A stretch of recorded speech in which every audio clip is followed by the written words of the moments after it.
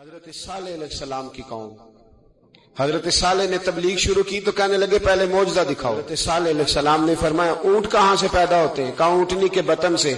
فرمایا آؤ میں تمہیں پہاڑ کے اندر سے اونٹنی پیدا کر کے دکھاتا ہوں۔ کہاں سے؟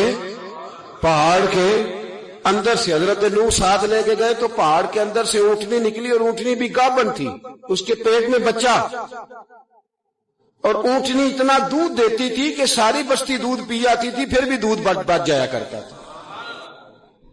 لیکن حضرت نوح علیہ السلام نے فرمایا اب تم نے دیکھ تو لیا یہ اسے، یہ جتنا دودھ دے گی روٹی بھی اتنی کھائے گی۔ ایک دن تم سارے پانی پیو گے، ایک دن یہ سارا پانی پیا کرے گی۔ ایک دن تم سارے باقی جانوروں کو گھاس کھلاؤ گے، ایک دن یہ اونٹنی، اور اونٹنی کا نام کیا؟ ناقۃ اللہ۔ حضرت نوح علیہ السلام کی اونٹنی فرمایا اس کی بے ادبی نہ کرنا۔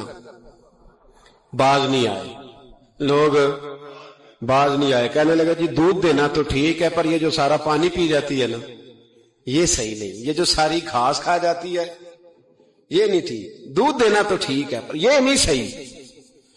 آپ نے فرمایا اسے کچھ نہ کہنا، اللہ کی اونٹنی ہے۔ میں کہا کرتا ہوں ان لوگوں نے ناقۃ اللہ کی بے ادبی کی، صالح علیہ السلام کی۔ اور دیکھو اللہ بڑا بے نیاز ہے، اگر پیدا کرنا جانتا ہے تو حفاظت کرنی نہیں جانتا۔ لیکن رب کریم نے فرمایا نہ کرنا۔ انہوں نے ان کے پیر کاٹ دیے، کانوں پہ چھریاں لگائیں۔ اونٹنی جب مر گئی، اونٹنی اللہ تبارک و تعالیٰ کی وہ اونٹنی جب مر گئی تو حضرت صالح علیہ السلام کی قوم پر رب کریم نے زلزلہ بھیجا۔ زلزلہ آیا، ساری قوم تباہ ہو گئی۔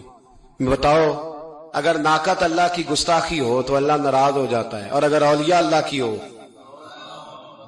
اگر اولیاء اللہ کی ہو تو رب ناراض نہیں ہوتا؟ شرم نہیں آتی لوگوں کو داتا صاحب کی بے ادبی کرتے؟ شرم نہیں آتی لوگوں کو غوث اعظم کی گستاخی کرتے؟ حیا نہیں آتی جنہوں نے دین پھیلایا ان کی بے ادبی؟ میں درد سے کہتا ہوں، رو کے کہتا ہوں، اور اگر کلیجہ پھٹ سکے تو میں دکھاؤں زخم کتنے